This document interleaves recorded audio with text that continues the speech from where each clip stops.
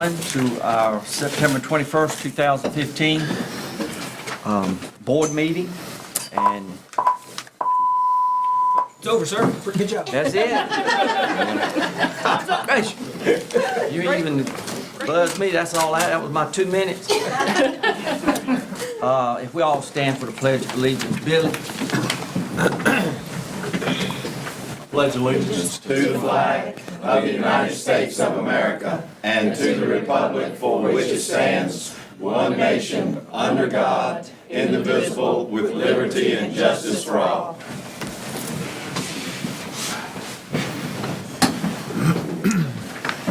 At this time, we need to really be thankful that we've had a good opening of schools, and appreciate everyone working together and the safety of our kids. And again, we have to look at the safety of our students on the school buses and be careful of how the students getting on and getting off buses. And want to remember the parents, remember our teachers, remember our entire staff.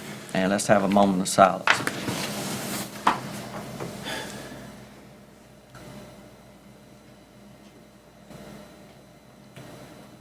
Father, we do pray for a successful meeting, and we pray that we can do the business that will help our children. In Jesus' name, amen. Amen. Okay, any adjustments to the agenda? Motion to approve. I move that we approve the agenda. Second. Benji made the motion and Mark seconded. And any discussion? All those in favor say aye. Aye. Okay, we have spotlight on teaching and learning, Pitt County School Child Nutrition.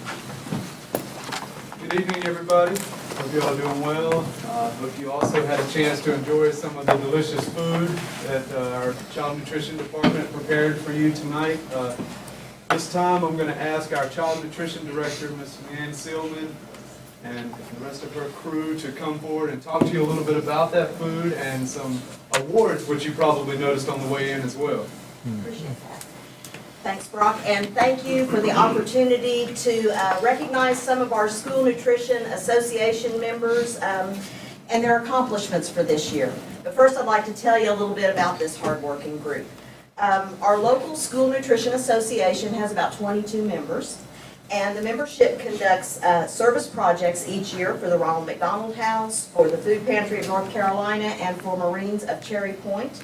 In addition, they actively participate in the Pitt County Relay for Life event.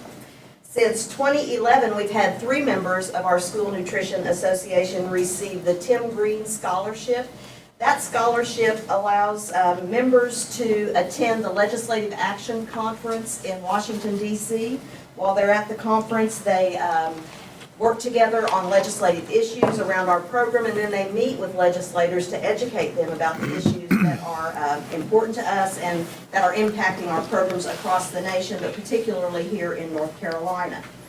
One of the membership's greatest efforts is the fundraising effort that they have to do to support the local initiatives that they do here, and also to send members to our annual state conference each year in Greensboro.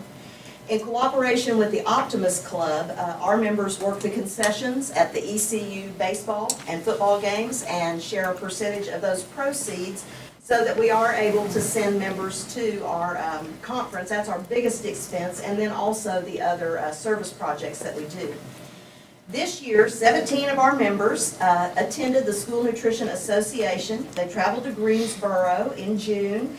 And while at the conference, members are able to enjoy 3 days of vendor food shows, education sessions, program updates from the North Carolina Department of Public Instruction and from North Carolina Department of Agriculture. But I think the highlight for many of our members this year was the opportunity to compete in the culinary and creative arts competition. And that's part of what we wanted to highlight today. We just had a great showing at the conference, and I wanted these ladies to be recognized. So if y'all will please step in the room just a minute for me. We had folks place in several different categories, and I'm laboriously going to go through those because I think they're important, and we'll recognize these folks as they come in. We had winners in the complete school lunch and breakfast plate categories for the sandwich or wrap, the wrap that you enjoyed this evening. The winner was Consuelo Montiel. And we had she was also the second place winner for a complete ethnic plate. So Consuelo won another prize for that. We had a second place winner for meat, fruit, and vegetable plate, and that was Miss Catherine Newton from D.H. Conley. We had a second place winner in the breakfast entree division, and that's Kathy McLawhorn. Was from Belvoir School till as late as last Friday, and she's left us to pursue another career in healthcare. So we're going to miss Kathy, but she's really been an important part of our association and done a lot of creative and culinary art competitions in the past and has been a winner. We had a first place for commodity fruit, and that was Marie Floyd, right back here. First place in miscellaneous fruit was Marie Floyd, and a second place in commodity vegetable was Laurie Letchworth. Here. First place in cakes, Cindy Warwick. Third place in specialty cakes was Gwen Moore, and Gwen's not with us tonight. She has left child nutrition and is now a custodian at one of the wintergreen schools. But we're hoping to get her back into our association and maybe part-time in child nutrition. In the Creative Arts Division, we had a first place winner for the National School Lunch Week decorations, and that was Marie Floyd. And third place in decorated cakes, Debbie Roche. She's the manager at D.H. Conley, not with us this evening because she has an illness in her family. But to summarize this whole thing, we had, out of all of those categories, they then look back and select the best in show. So the best in show trophy for single component went to Marie Floyd. And the best in show trophy for the complete school lunch or breakfast plate went to Consuelo Montiel.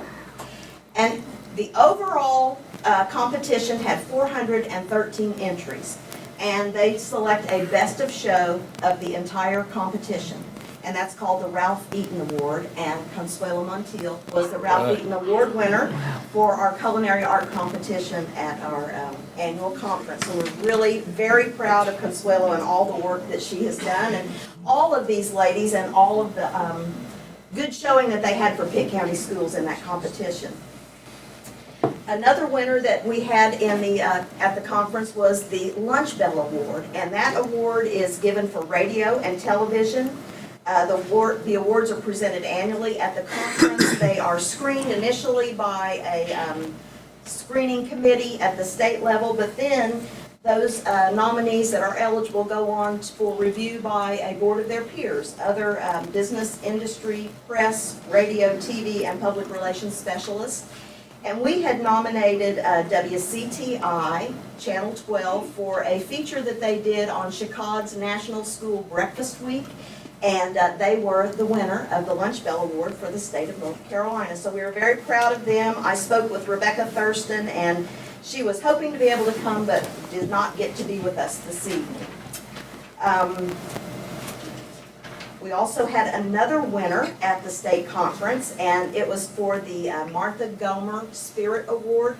Martha Gomer was a supervisor with Wake County Schools and such a champion for child nutrition programs, very full of energy, a very vivacious lady, and she suffered a stroke on the job. And so they have developed a Spirit Award in her honor, and this year that Spirit Award for they recognize outstanding child nutrition employees who demonstrate strong commitment to the child nutrition program and the students we ultimately serve through infectious enthusiasm, a can-do attitude, and a spirit of service to the program and the School Nutrition Association.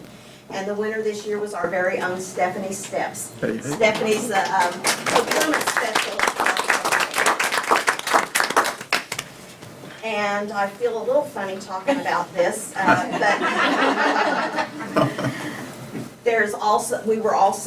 guess I was lucky enough to be the recipient of the North Carolina Director of the Year for Child Nutrition Programs. The Director of the Year recognizes school nutrition directors for contributions they have made throughout their nutrition career. And they look at things like program enhancement, staff development, school involvement, SNA involvement, and community involvement. And I was humbled by the opportunity to be named the Child Nutrition Director of the Year. But am really most proud of is the work that not only our School Nutrition Association members do every day, but all of the employees in the Child Nutrition Program. We employ about 200 folks, and they generate meals for thousands, tens of thousands of kids every day. We have 36 restaurants that operate across this district. And I'm happy to say that we do have just such a wonderful group that works with us. They help us achieve a part of our student wellness policy goals in that child nutrition employees and professionals do pursue staff development and continuing education so that we can continue to have high-quality programs in our schools. So just very proud of them, and I thank you all for the opportunity. Thank you so much to present these and kind of showcase some of the things we're doing in our child nutrition program.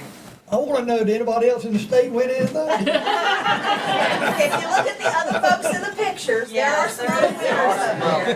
And But they thank- won the most, Yeah, and they won the thank you. biggest award. That's right. And thank you to Brock for putting together this. Anybody else won anything? Thank you so You were much. good to be able to talk about yourself and clap for yourself. I'm not the most comfortable with that. Appreciate it. You mind calling these names out loud? Sure. I don't have to, we're gonna do individual. No, I was just gonna do the group. Yeah. And then we also.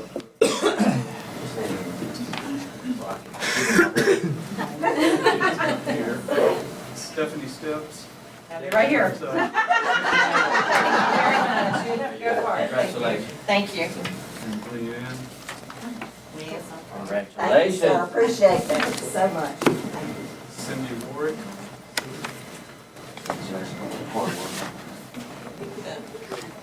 Quinn Moore.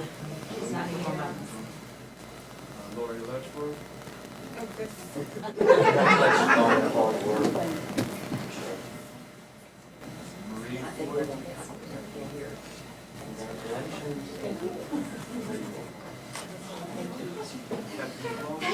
Oh, she's here. She's here. Don't be shy, don't be shy.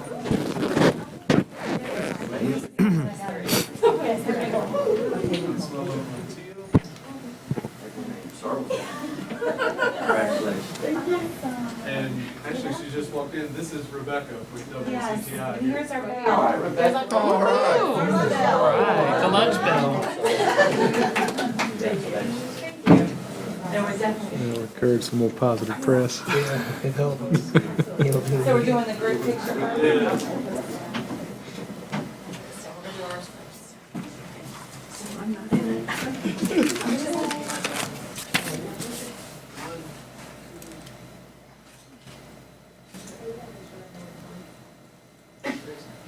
Do we look okay? Oh, beautiful.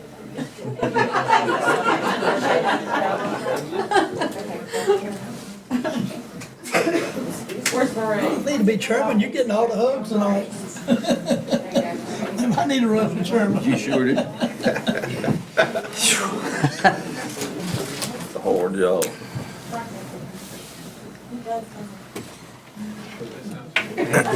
Background of all these pictures. Doing I it. hate being in Yeah. I just heard you all over, on TV. all over the state. Thank you very much.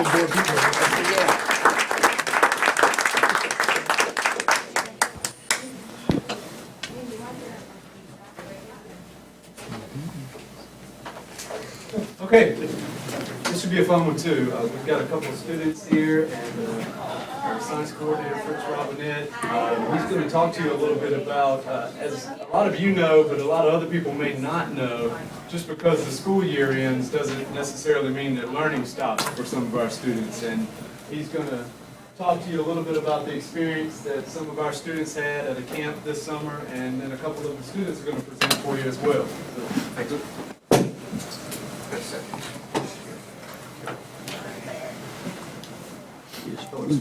Thanks for allowing us a couple minutes here of your time tonight to share a summer experience that not just our students, but some of our teachers got to go through this year. Previously, for the last 3 or 4 years in the summer, a small select group of students who have parents that work at DSM or Dyneema got to go through what they call the Advanced Manufacturing and Innovators Academy each summer. This year, in collaboration with, checking my notes here, making sure I got everybody, East Carolina University, the Golden Leaf Foundation, STEM East, and Pitt Community College, they expanded that program to include a broader representation of our students. So this spring, we selected through application process approximately 25 or 30 students to attend the Advanced Manufacturing and Innovators Academy this summer. As I said, this was part of a grant in collaboration with East Carolina University and Golden Leaf provided the funding. Most of you are probably aware of the PITSCO STEM labs that have taken hold in our middle schools last year and this year. It's a really exciting program. Our 6-8 students are getting exposed to 20-plus modules of STEM learning that local business leaders suggested they needed, our students needed exposure to. So for a first exposure in STEM experience, the PITSCO labs are really getting our students to understand what STEM is and what it can look like in terms of their future. The second part of this grant, beyond the PITSCO labs, is a little bit more flexible and allows our teachers and our students to be a little bit more creative and solve some problems that are happening right here in our community. So the second part of the grant had two parts to it, I'll say. One of them was purchasing equipment that is going into every one of our 6-8 schools, and by August of next year, it will be in K-8 schools as well as the 6-8 schools. And this is what they call the E-STEAM Studio equipment. E stands for entrepreneurship.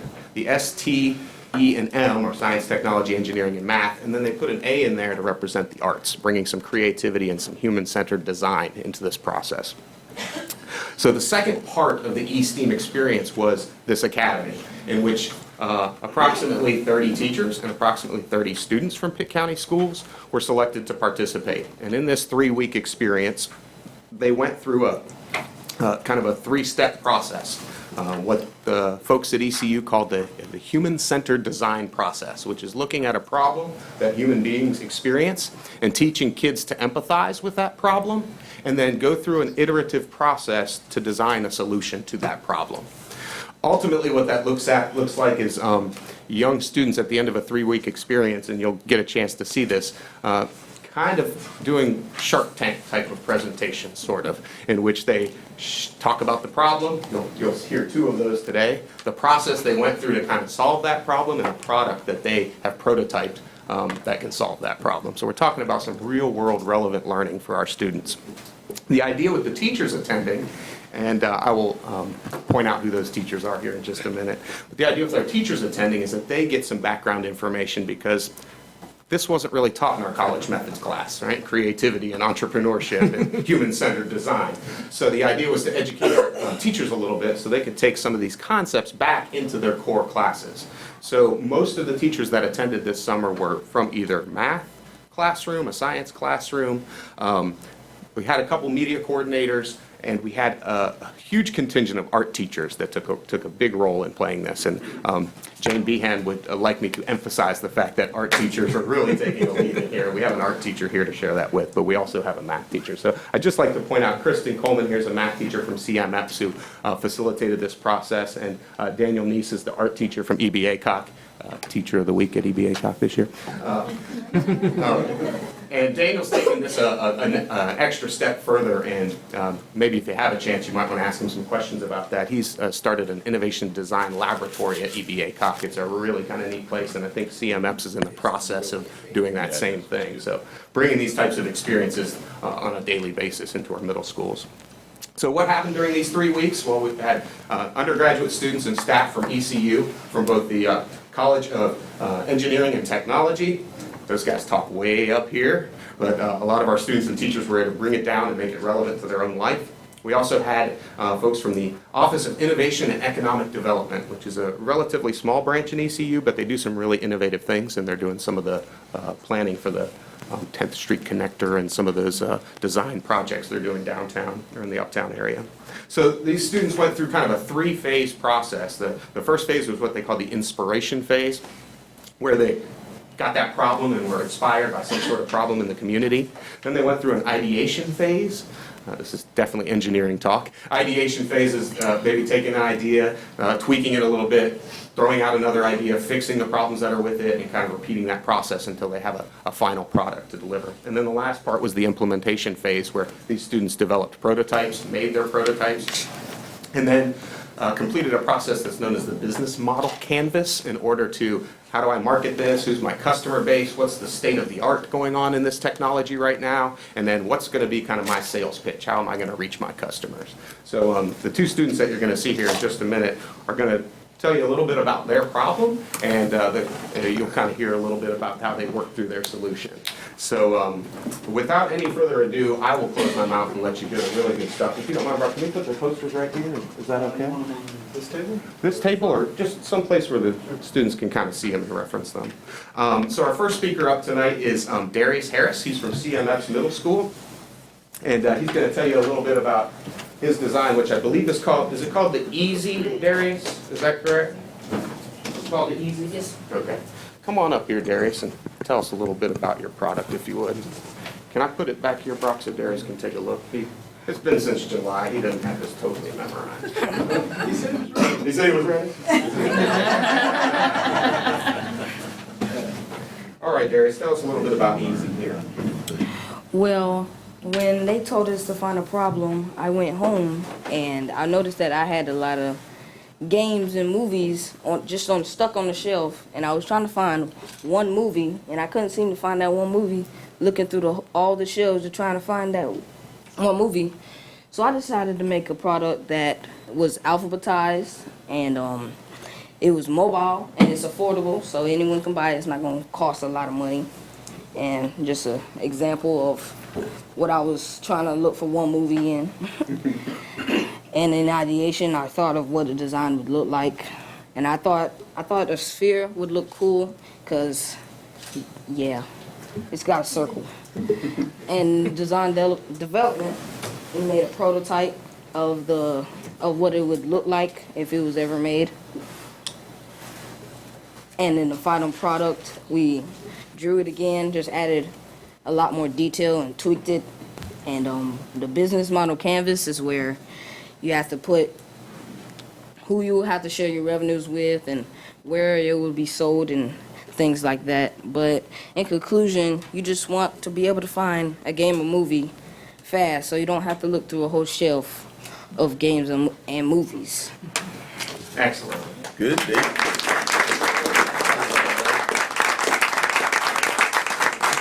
Any potential investors? Did anybody have any questions for Darius before he sits down? I'm sure he'd be happy to answer.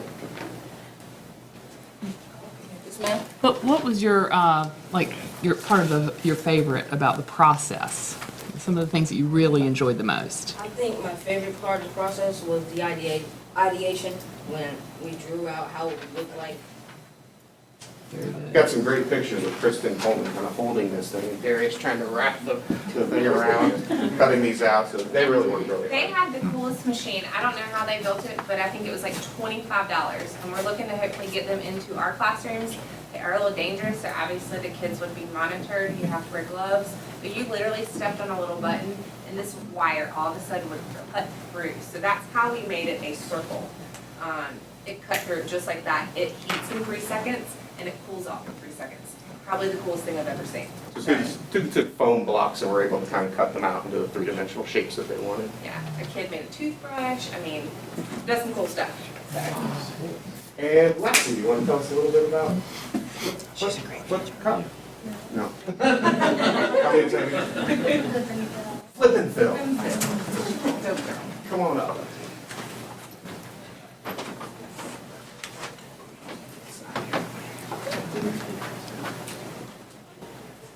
So second up, I'm sorry, let me introduce you, is Lexi Karavanova. I knew I was going to blow that.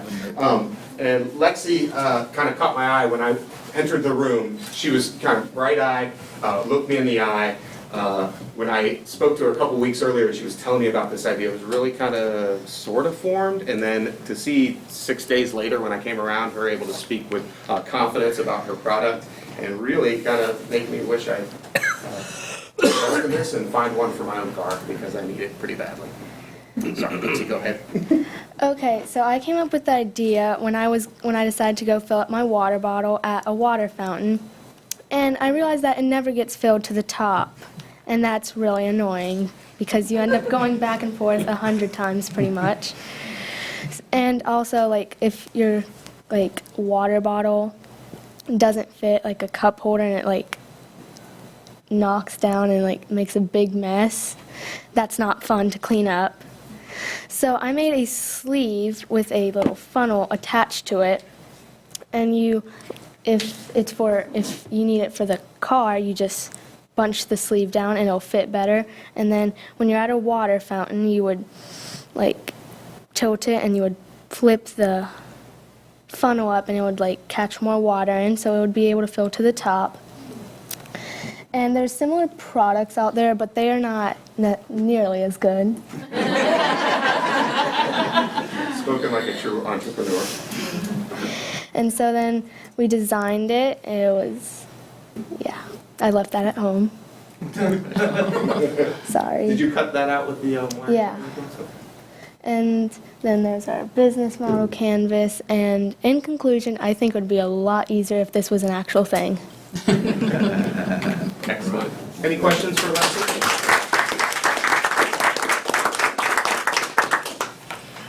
I think both these students really just kind of represent the tip of the iceberg of kind of what's possible in this program. This is the first summer. We still have another summer contained in this grant, so we're hoping to bring 8 more schools online, open this opportunity up to that many more students and teachers, and just kind of continue to grow STEM here in Pitt County Schools. And these students kind of represent the tip of the spear of what's possible. Thanks for all. Appreciate it. Good job. Great job. Thank you very much. Thank you. Oh, yes. Sorry, Daniel. I would be remiss if I didn't point out, Daniel's Innovation Design Lab has designed a chess set, I believe, this past couple weeks. He brought out a few of the 3D printed chess pieces here to show you. I think, is this Sea Dragon? Yeah, AKA a knight.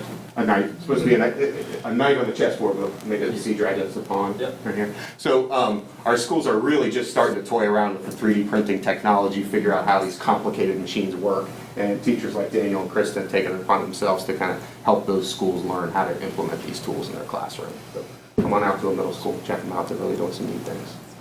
Thanks.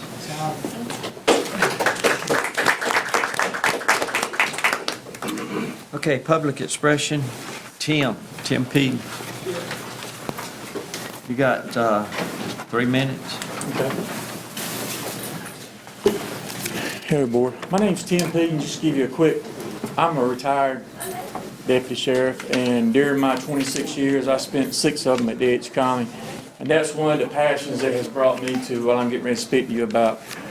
At Northwest Elementary, we used to have a reading program about 10 years ago, and it pretty much had gone to the wayside. And I kind of had plenty of time, so I went to Miss Moore, the principal, and I said, look, can we start this reading program back up? I said, because we have a lot of kids now that are getting in high school, middle school, that just can't read.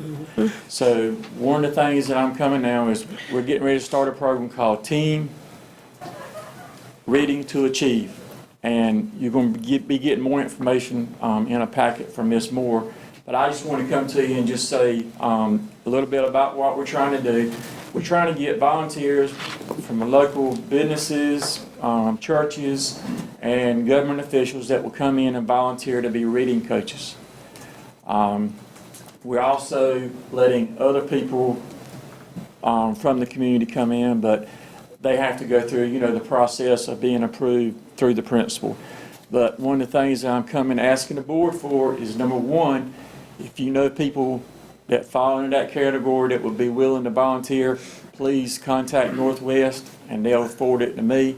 I'm kind of just a coordinator for it, and I'm kind of filling in when we don't have anybody.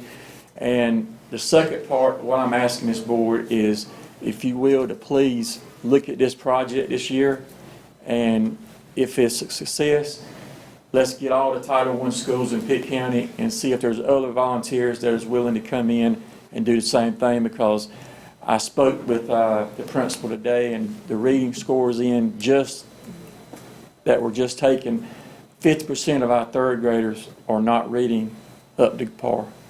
And that's not good. And, you know, that's just going to roll in. Just kind of briefly, kind of tell you where it touched my heart. I was at D.H. Conley. I had a kid. I was getting ready to arrest him. And I told him to sign his rights for him. He started crying. I didn't know it. He couldn't read. And then last year, I was proctoring at Welcome. I saw the same thing.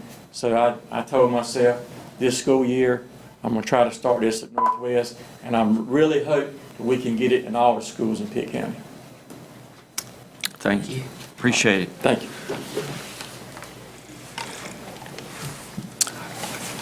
Okay, is there a motion to approve the consent items? Move approval. Second. Mildred made the motion and Benji seconded. Any discussion? All those in favor say aye. Aye. Everybody approved? Any nays? Okay, new business, we got EPS committee update. Caroline? Thank you so much. We did have a meeting, and Cheryl's going to give us a nice report from that. Good evening. Good evening. Good evening. Well, thank you, Benji. Hey, I came in second. Kind of scarce there for a minute, wasn't you? That's right, they're all pink. We had our EPS board committee meeting on August the 25th. We had 4 agenda items at the meeting. 2 of them related with K-8 curriculum, and so I've asked Lisa Tate to come and talk about the curriculum updates and assessments that we have planned, and also Read to Achieve. Shannon Wainwright was supposed to come, but her daughter had surgery today, so she had a tonsillitis. So I'm going to ask Lisa if she'll come up and give an update on what's going on in K-8 with the curriculum. All right, good evening. Let me bring this back down. Yeah, for me. When we had the meeting last time, it was August 25th, our curriculum team came in and talked about the creation of our curriculum guides using power standards. To give you a background about power standards, those are those standards that are essential and critical for student success. And we began this process about 2 years ago. We trained the teachers and some coaches on power standards. And then they in turn went back to their schools, trained the staff, and then at their PLCs in the grade levels, they created their own standards as well. So at the end of this past school year, they sent in to each school those standards from the grade levels that we were asking for, which would be 3, 5, 6, and 8, because those were the ones of need and based on data. And we took the voices of all the teachers, and then our curriculum team had the hard task of taking all of those and creating a guide. One of the things that we're proud of with the guide is that we're using it in Canvas, which is the learning management system that we're using here in Pitt County Schools, K-12. So within Canvas, we have these power standards that any teacher in Pitt County Schools is able to access. And we also have the resources, assessments, academic vocabulary, plethora of things that go along with these curriculum guides. But what we wanted to do in the future, of course, is have all grade levels, K-8, with guides that we have with 3, 5, 6, and 8. We have teachers already creating lesson plans based on these power standards, and so they're sending them to us, and then we're able to also put them into Canvas where everyone, it's kind of like Blackboard that they have at college where everyone can speak to each other, and they're able to share these things, and we're right at the beginning of that stage as well. Any questions about that? And then it seems like I talk about Read to Achieve when I come up here beginning and end of the year. I'm very proud to say that our camp was very successful. Anytime we're able to take students, and we had about 300 of those students that were struggling readers and had them for 2 weeks, 13 full days. We provided them transportation, and we worked well with the nutrition department with the feeding program, so they were able to have breakfast and lunch, and sometimes snacks that were provided there. And like I said, it was transportation was provided as well. We had a science theme this year. Because we were trying, as you just heard Mr. Robinette talk about, the STEM, pushing that down into our elementary grades as well. Dr. Lincoln and I had a good time of trying different sodas at Aiden Elementary School, because that was one of the focuses that they had at the end of the camp. The concentration with this camp is not always the pass rate, because you're talking 13 days of instruction. So what our goal is to have those students obviously learn and do a good, have time to be able to share with teachers learning and good instruction, but also to prevent the loss over the summertime that we often have when, we have the summer break and those students don't always get a chance to read or take time with teachers to be able to have good instruction. Any questions about that? Thank you. Well, let me raise it back up. All right, in front of you, I put the report from Advance Ed. You've heard me talking about this, and this is they finally submitted the final report for our final finding and recommendation. In 2012, we went through the, it used to be SACS accreditation, the Advance Ed accreditation, and they gave us 4 recommendations. Last year, we completed 3, with 1 left over. They thought that we had not progressed quite far enough with that, so we completed the final one this past year. So I'm going to read what we submitted and then what they had to say about it. So if you'll turn to page 6 of 7.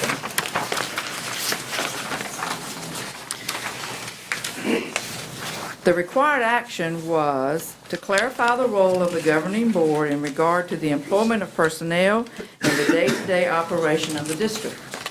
What we submitted was, down at the bottom, I checked us off as completed based on the evidence that I submitted, and then I had to wait to see if they agreed. So the response that I sent was, on July 24th, 2013, the General Assembly voted to reduce our Board of Education from 12 members to 9 members, and to reduce the length of their service terms from 6 years to 4 years. This will be accomplished by November 2016. In the November 2014 election, the reduction from 12 members to 9 members took place, with newly voted board members only being elected to serve a 2-year term until the 2016 election. With this reduction and re-election of members, the superintendent has taken the opportunity to clarify the role of the governing board. The superintendent, along with the newly elected governing board, made changes to the operating structure of the Board of Education, as well as to begin a change in the meeting schedule. The number of committees was reduced from 6 to 5, along with the number of members serving on each committee being reduced from 5 to 3. The number of required monthly meetings was reduced from 2 to only 1, with the traditional second required meeting being designated as an as-needed meeting. With the induction of the new members in November came the opportunity to educate and re-educate members in roles and responsibilities associated with the board services. Professional development was offered to the School Board Association, and new members were encouraged to attend School Board 101. Several members also attended sessions at the School Boards Association's conference and have returned to share their experiences with non-attending members. Sessions focused on effective school board membership and associated roles and responsibilities of members. In March of 2015, our superintendent hosted a board retreat. At this retreat, the superintendent shared a book with the board members entitled The Essential School Board Book, Better Governance in the Age of Accountability. Members were encouraged to read it at their leisure, but the superintendent led discussions around some of the highlights of the book. Also, during the past year and concurrently with the restructuring of the board, our district has been involved in developing a new strategic plan. This plan includes a new mission, vision, and motto, but has also established new goals and focused strategies for improvement in student achievement. This additional focus on the business of our schools has aided the board members in keeping with the mission and vision of our district. The reviewer response was completed. The district has comprehensively addressed the required action. Board members participating in professional development provided by the North Carolina School Board Association and attendance at the NCSBA conference are examples of steps taken to ensure the board members have a correct understanding of their roles and responsibilities. Board members have also been provided a copy of the book, The Essential School Board Book, Better Governance in the Age of Accountability, which the superintendent highlighted at a recent retreat. These steps provide opportunities for the board to further clarify their understanding and effective boardmanship. The board's participation in the development of the new district strategic plan is critical to promote the board's understanding and support of district goals related to the ongoing improvement in teaching and learning and organizational effectiveness. So we are now completed on our process of Advanced Ed accreditation. And so we will now be on hold until our next accreditation process, which starts in 2017. So congratulations, school board. All right, the fourth agenda item was about the early college. We just wanted an update on what was going on with the early college, how they were doing, what the kids were up to. And so I'll ask Bill to come in and talk about all that. Thank you. Thank you. Good evening. I'm here to report that our Pitt County Schools Early College is up and running. Woohoo! We're so excited. A lot of work went into this taking place. A very rigorous selection process of students. We had over 250 students apply for 75 seats. We actually have 74. One decided to pull back to their base school, but these 74 students are coming to Early College High School on Pitt Community College campus every single day. Not only are they taking high school courses, they're also enrolled in Pitt Community College courses. They are currently taking health and PE on this college campus. Dr. Lincoln and I have talked several times about the unique relationship with Pitt County Schools and Pitt Community College. I've never seen one quite as strong as this one in terms of them opening their arms to our folks and our students, as well as the way Pitt County Schools has worked with PCC. A lot went into this taking place. To show how that works, this is unheard of, and we've talked about this. Our students have been allowed to engage in chorus at Pitt Community College. We have 8 in chorus. We have 3 that are in the band at the college level. We have 8 that made the cheerleading squad.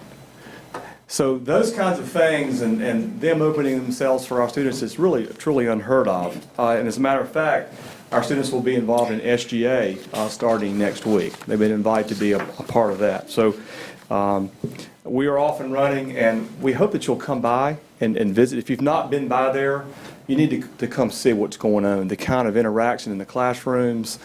We've got 74 students that are engaged in the learning process, and they love every minute about being in school. So any questions for me about early college? I would just like to reiterate, I went out there this week on an unannounced visit because they had said open door, come anytime. And I'm just very, very excited about what this initiative holds, the promise that it holds for those students, and then hopefully by extension, other students in Pitt County if we were able to grow that. Absolutely. It's just amazing. They are so engaged, even if all they're doing is getting a quiz handed back to them and they're discussing it. I actually don't recall ever being in a school where every single classroom I went in, every single student was completely engaged. It was amazing. It was really the students, impressive. I think, really understand the opportunity that they've got. They've embraced the opportunity and know it's pretty special. So they want to be there, and it's obvious by what you witness they want to be there. Your staff's doing a great job. They really are. And Best Mr. staff. Whittington has done a Best super staff. job leading that endeavor as well. Okay. Thank you. Appreciate it. Yes. Thank you. Thank you. Thank you. Can I just add a couple of things to your report that we talked about, or that were said at our EPS committee meeting? The Read to Achieve Summer Camp, it was pointed out that several students had actually met their goal. They had actually achieved their reading level through the 13 days of instruction, some of them 9, 10 days into it. And even though they didn't have to come back to summer school, it's not really summer school, it's Read to Achieve Camp, they asked to come back. They wanted to come back in the summer and continue to be a part of this process, even though they were released from their teachers. That's pretty impressive, I think. Yeah, they had a good time. And the power standards, I hope that there'll be a time when the whole board will be able to look more closely at sort of the breadth of what you guys have been doing. The new teachers, the BTs, this is just an incredible opportunity for the BTs to have so many resources tied to standards that their peers and their supervisors have decided are most critical. And to be able to pull down at a touch of a finger the resources and lesson plans and materials. It's, we don't just teach from a textbook and just do that anymore. Teachers have a whole lot of different resources to choose from, and that can be sort of a dizzying array. This is a very impressive effort, and I'm so glad that y'all are continuing to roll it out. Yeah, and we didn't mention that we're changing the assessments for those grade levels. In other words, we've been doing benchmarks, which test the whole curriculum each 9 weeks. For those particular grade levels, we're doing CFAs, which is what's been taught so far up to that point. And so we'll be looking at that for the percent proficiency that we want at the end of the year. So, thank you. Appreciate that. Finance Committee update, Benji. Other than saying bye to Mike, what did y'all talk about? Well, Mr. Chairman, let me just start off by saying that as it is with any organization, agency, or committee that you serve, there's always blessings and challenges. And I would just say that one of the blessings that I have been able to help to be a part of and experience is serving on the Finance Committee. Billy Peden, as a matter of fact, was the one that put me on the Finance Committee. And you chose to leave me on there, and other chairmen have, and I do appreciate that. But it has been a pleasure to work with Michael Cowan. He's done a tremendous job for us and truly will be missed from a couple of different perspectives. One, professionally, as everybody knows, he just does a tremendous job and has done a tremendous job with the finances of Pitt County Schools, and will do well wherever he goes. The other, from a personal standpoint, though, Mr. Chairman, and that is a friend. And even though he's going to be missed professionally, he's still going to be our friend, and we'll be able to correspond with him from time to time as that need arises. Having said all of that, though, we did have a small Finance Committee meeting, and not only did we use that to sort of have a goodbye party, if you will, with Michael, and there were 5 board members, I think, that came that day. Mary and Mildred was there, and myself, along with, let's see, Billy was there, and also Caroline came too.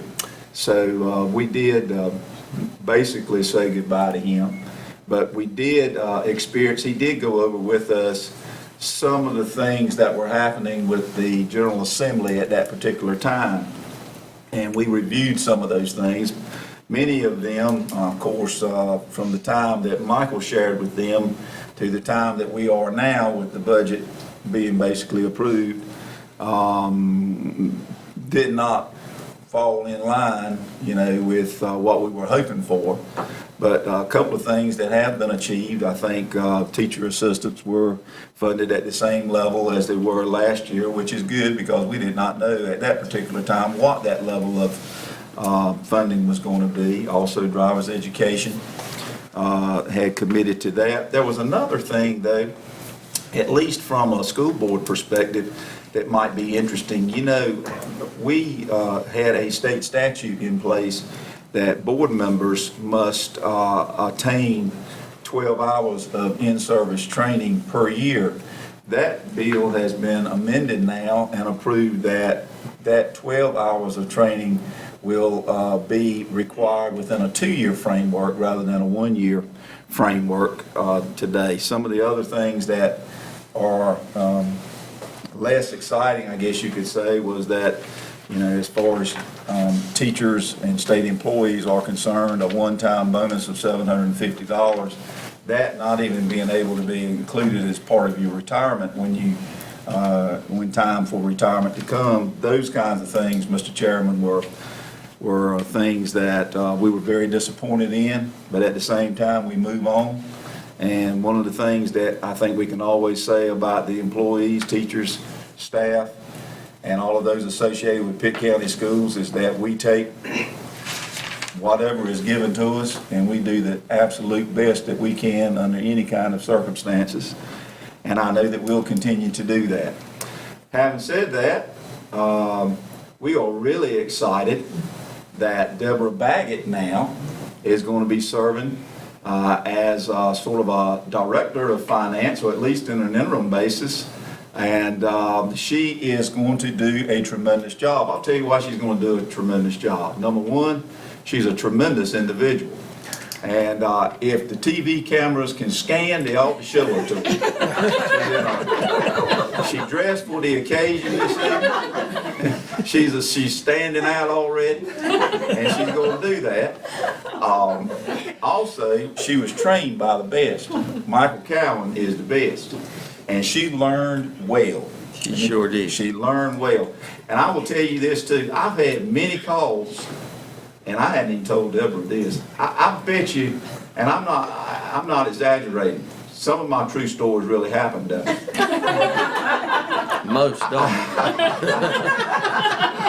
I bet you I got 4 different calls from 4 different payroll officers in 4 different schools in Pitt County, and they told me how much they really appreciated all of the work that you do and that of your staff and how easy you make things for them. And so I know we're going to continue to be on we're going to continue to do well. I feel real good about it. And she doesn't want to speak this evening, Mr. Chairman, so I'm not going to let her speak. But I just want to welcome her aboard and let you know that we are still in good hands, and I still continue to look forward to working as the chairman of the Finance Committee. Well, that's good. Appreciate that lengthy discussion. Okay, let's move on to Pat Clark, Human Resources Committee update. Well, I'm not as colorful as Deborah, but I'm here anyway. Dad's not looking a full-time job. The chairperson of the committee could not be here tonight. As a matter of fact, she has just returned into the country. So she has been out of the country for, I guess, a week or 2, and so she is tired, worn out, and could not make it tonight. But we did have our combined HR and EPS committee meeting on August the 25th, and some of the things that we talked about basically were how we get teachers into Pitt County schools, and then how we retain them, the different things that we do as we recruit and retain. And as we looked at those young people here, we know that if we want them to be successful, we have to have top caliber teachers in order to help them to be successful. We talked a lot about the beginning teacher program, because we have a lot of beginning teachers in Pitt County schools, and we have to support them. And not financial support, but support them with supplies, with helpful hands, ideas, and when they get to the point where they're feeling frustrated, we need to have people that are like cheerleaders for them and to give them some support. So at the beginning of the school year, we always have a BT orientation, and each one of our beginning teachers receive a nice little bag of goodies. And we call this their bag of tricks, their first bag of tricks that they get. And in there they'll get supplies that they can use and a wonderful resource manual. Because one of the things that we found in beginning teachers, classroom management is very difficult for them at the beginning. So there's a BT support program that really focuses a lot on classroom management and trying to help them so that they don't struggle and get frustrated and then want to leave the profession. So we try to provide them some support, and they get a lot of goodies in their little bag, and they love getting gifts, and these are gifts that can be very useful to them. So we start out giving them a bag of tricks, and so that we can help you all to also learn you have your own bag. But you don't get the little supplies in there, the teachers get those, but you at least that you can be a good cheerleader and big supporter of our beginning teacher program, and inside you will see information about the beginning teacher program. Would you like one, Dr. Lincoln? I was wondering while I was going to get my wife for her birthday. Well, hopefully it doesn't go on TV, because you already know. You've already told them. We don't get this channel at my house. Yes, you do. I want this for our bill. Okay, you stepped out, that's right. Okay. So, they all get a beginning bag of tricks. And then, but we still have to continue to work with them beyond the bag of tricks. We also talked about not just the beginning teachers, but how we get teachers into Pitt County schools. And we started out by talking about different programs that we use, such as the VIF, which is the Visiting International Faculty Program. And we have some teachers at Belvoir and Aiden Middle. Then we also have Teach for America. Lots of teachers we get through Teach for America. Now, we have tomorrow an HR committee meeting. We're going to be talking about lateral entry. We get lots of teachers through lateral entry. So that will be the next group of teachers that we're going to talk about, the different categories of how we recruit teachers. And then once we get them here, we're going to work real hard to retain them. But they need your support. They need your cheerleading. They need to know that we are behind them. Their job is hard, and it's like we used to tell the teachers, they don't leave the best ones at home with their children. What we get, we're going to make them even better. And we hope that we're recruiting quality teachers, but once we get them here, we're going to take them from good to great. We also had a report from Michael. But since Michael's not here, we heard a little bit from your committee, and it's the same things that Michael was talking about when he came to our committee meeting. He was talking about the budget, and at that point, it had not passed it yet, and he kind of gave us an update on that. But you did a great job of updating us through your committee. Thank you, Pat. Any questions that you might have? Appreciate your hard work. Thank you. Enjoy the gifts, and please take that when you go places. I will. Walter? Turn it over to Matt here. Matt, yeah, I reckon we got a little update on the bus garage stuff, if you got anything. I had Mr. Peden call me, Billy called me about some things, so. I don't have a whole lot to bring to you other than there is interest out there. We don't have anything on paper, anything coming to us. We do have some interest from one of our neighbors out there at the bus garage, and there are a couple properties that we're looking at. I'm hoping to have something to bring to actual committees and then to the full board within the next month or so that way the board can have an opportunity to see what's been going on out there. But I just don't have anything concrete enough to bring before everybody and say this is the direction that we're headed right now. So I just wanted them to know where we were at with that. But there are some things working. I just don't have enough to bring and say this is where we're going. We did meet on August 24th at 5 o'clock right here. First thing on the agenda, a synergistic update. As you guys know, that's our company that we've hired to help us conserve energy, reduce our carbon footprint, and start actually saving some money. I did give an update on where we were then. Since then, we have gone through and we've gotten through August updates. So to date, approximately $505,000 have been cost avoided through our Synergistics program. For the performance year from February till now, we have seen a reduction in our utility bills of $330,000. So that's pretty good things. Our staff is very involved with this. They are embracing this in every school, so it's really good. Actually, at the principals meeting, they actually gave out some awards the other day for some different principals that were actually going above and beyond in their eyes on things we're doing. So we're doing a lot of good things out there with this program. So just wanted to give you an update on that. The next item was really just an update on what your operations has been doing over the summer, transportation technology facilities. They spent a lot of time and a lot of work over the 2.5 months where we could actually get in and do some things. And just a list of a few. This is not inclusive by any means. That there's several other things that happened over the summer that we just don't have enough time to go into everything that was done. But 220 buses went through their annual mechanics review through the bus garage. 65,000 miles were driven to support summer programs. The technology department went in there and got us 50 times faster from our schools back to our data centers. They're also working on all of our wireless access points in all the schools. We should have all classrooms with access points in all the schools right now as we're working this. We've actually got all the pieces in. We're just getting out to schools and installing these to catch up with everything. Controlled access at J.R. Whitfield. Very good thing for security. We're using this as our pilot program out there to see how our card readers work, keep these open campuses locked down as much as possible during the day to bring security to us. STEM lab renovations, getting classrooms ready to have STEM labs brought in, renovations and updates for those. A lot of painting, several 100,000 square feet of painting was done this summer. 85,000 square feet of roofing was replaced this summer.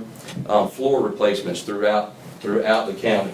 several schools, several different types of rooms, all brought up to date with new carpet, new tile, that kind of thing as we went through. South Greenville's office was relocated from the out front, where there's actually no parking, no real walk to it, to really the back, which is now the front. You can see people coming in. You got an actual walkway from the parking lot right up to the front doors.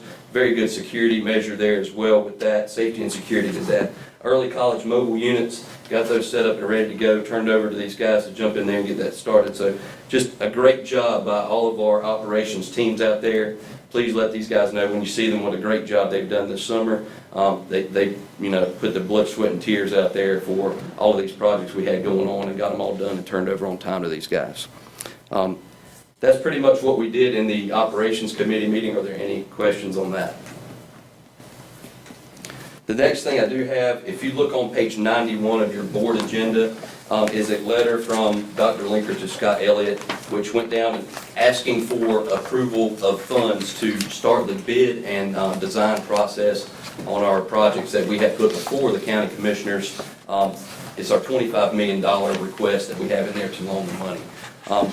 They requested us to start the design and start the bid on some of these projects, but of course we have upfront costs to get architects and engineers to get this process started and actually get bid documents out the door. This list is the list of the ones that we proposed and took down to the county commissioners, and they actually approved last Monday in their meeting. We got this list we actually put together a schedule based on what we thought we could handle manpower-wise over the next 5 years. So we took the first 7 off of that list and brought it to this. The only exception to that is the South Greenville Gym project. That is not a design bid fund. That is the fund that the board determined was going to be our portion to the city of Greenville for the South Greenville Gym renovation. So they're very anxious to get that from us. Now we have the ability to go get that from the county. Basically, this is going to come to us when our loan comes in for our $25 million. We pay this directly back to the county. So this $1.995 million investment with the county is to get us to move forward with the LGC to get the loan for these projects. Are there any questions on that? All right. Thank you. Appreciate it. Yes, sir.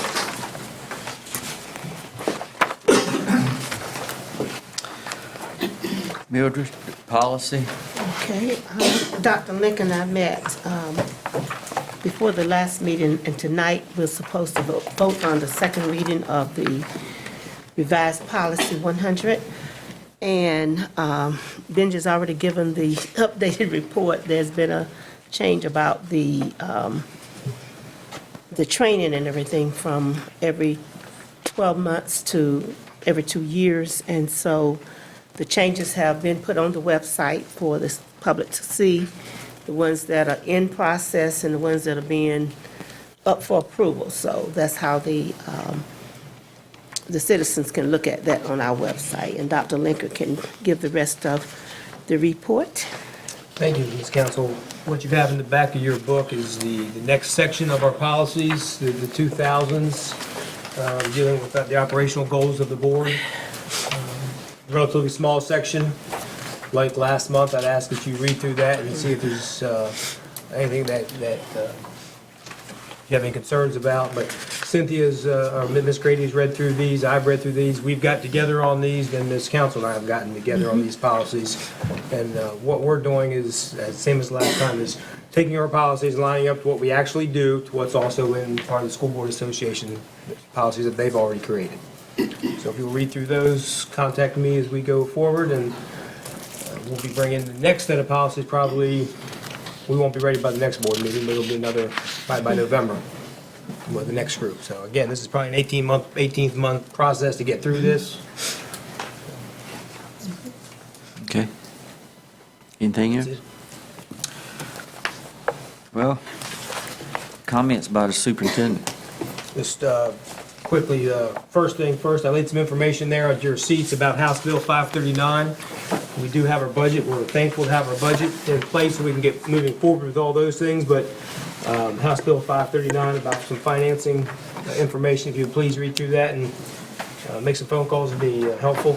On the other side, I've had the privilege of being about 31 of our schools since school started. And it's just been amazing what I've seen. the teachers and everybody, the teachers and principals, the whole staff, everybody's lined up. We're all pulling together going forward. I'd just like to commend all of our teachers and our principals for getting everything moving in the right direction. And that's has a lot to do with the senior leadership who stands up here in front of you every board meeting and talks about what's going on. So thank you. Okay, Mildred? I really don't have anything for tonight. You Surprise. surprise. Meeting adjourned. Caroline. I like her time and mine. And I want my time next meeting. I would like to extend my deepest condolences to the family of Lana Dunn and Lucy Wichard. And we lost two very valuable employees already this school year. My heart goes out to the communities at A.G. Cox and Sadie Salter because I know they're still reeling from that loss. Very valuable employees. And prayers are with their family. Also like to let the public know about the compassion reaction that Trillium Health is doing a wonderful initiative in our schools. It looks like there are 12 schools already signed up to get going. The goal is to create a safe and productive learning environment by delivering proactive antidotes to violence and bullying. And this board has had members of the public come to us in the past, and this is certainly something that we are very excited about. And there's several schools, Welcome Middle, Farmville Middle, and A.G. Cox actually have events this week. And the way Rachel's Challenge rolls out is they do it in the schools, but they also invite the community because it's not just a school initiative, it is a community initiative. And it's very exciting. I heard about this at the School Board Association meeting last November. Everybody that I talked to there said it's the most effective anti-bullying initiative in the country. So it's very exciting, and I hope that folks can attend that when they see it. It's usually on the marquee of their schools. Is that really my time? Mm-hmm. I'd like to congratulate the schools that met or exceeded growth this year.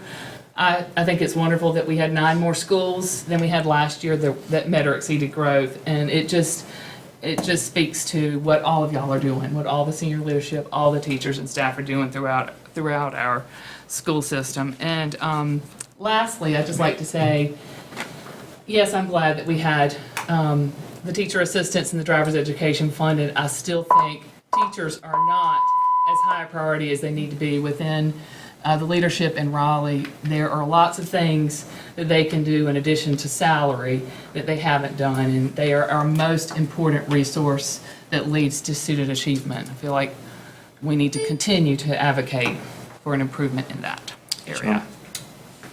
Mark? I would also like to send out our condolences to Lana Dunn's family, and especially the children. They had 3 children, and of course, you know, Lana, their father passed away. He got killed in a car accident a couple of years ago, right there close to the house.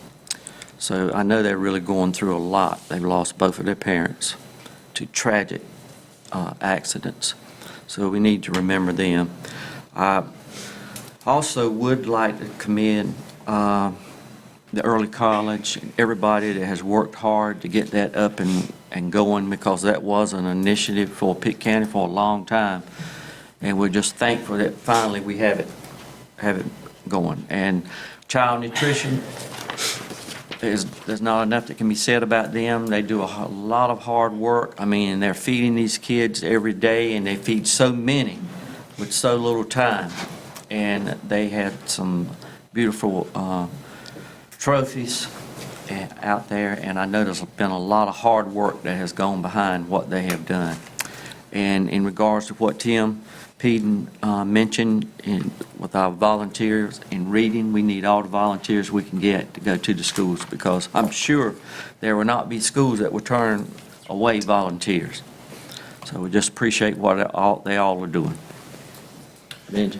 Yeah, Mr. Chairman, thank you. I also want to send out condolences to Ms. Dunn, Ms. Wichard's families, and let them know that they are in our prayers. Also, I just kind of want to let you know, Mr. Chair, as well as the rest of the board, that when you go into a different phase of your life and transition from a working employee to a retired employee, it gives you an opportunity to maybe do some things that you didn't do in the past. One of those things is I have been blessed to have a little bit more time during the day to be able to visit more of our schools in Pitt County. And I want to thank Walter Gaskins, member of our board, for accompanying me to many of those visits. We have had a great time visiting with the principals and teachers and students out there, and to watch learning take place in action and how committed and dedicated our faculties and staffs are at the various and sundry schools that we have here in Pitt County. So with that, I'll move on. Walter? I knew what he was going to say. He and I, Benji and I kind of, well, I'm not working either, so I'm unemployed, and we have been traveling around from school to school. We don't let them know we're coming. We just decide between ourselves what we're going to do and go out and visit a lot of schools. And they seem to appreciate the fact that we're there. You know, one of the things you hear is that board members don't visit the schools. Well, Benji and I will make all 36, I can assure you that. We'll get 2 or 3, 4 a day, depends on how long it takes. Also, on the, with your young lady, happen to know Billy and Sandra P., her mom and dad, on a personal basis. And I know it hit the family hard. Also, where you know, and I expressed my condolences to Matt this weekend. I did not know that he also had a death in the family. Brother-in-law passed away. And I had to call him about something, and he was very helpful at that time.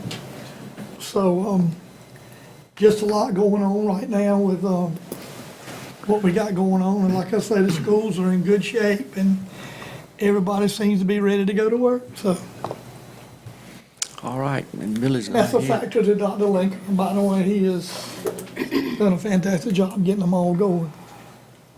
Okay, Even though I worry him sometimes. we know that. Sometimes. I had him come. But you said Benji? Yeah. Oh, you ready? Ready. Okay, Mr. Chairman, I move that we go into closed session to prevent disclosure of privileged information under 20 U.S.C. 1232G FERPA of the regulations or laws of the United States, North Carolina General Statute 143-318.11A1, and also to consult with our attorney to protect the attorney-client privilege as pursuant, I guess, to North Carolina General Statute 143-318.11A3. You don't need to be Now, guessing. well, that's what it looks like. Okay. Okay. And personnel.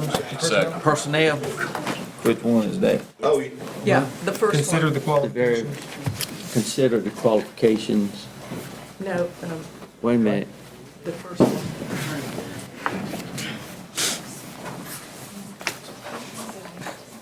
where's it at? We Right used not to before have the, this problem. Right before the first. We sure did. We got it tonight. That's always checked. Yeah, but he asked you to check one. Which one did you tell him? Which one? The very first one. Very first one? Oh, okay. Prevent disclosure of privileged information under 115C-402 and 115C-321 of the North Carolina General Statutes for regulations. He made a motion. Anybody second it? Second. Sean seconded. Any discussion? All those in favor say aye. Have a 5-minute break.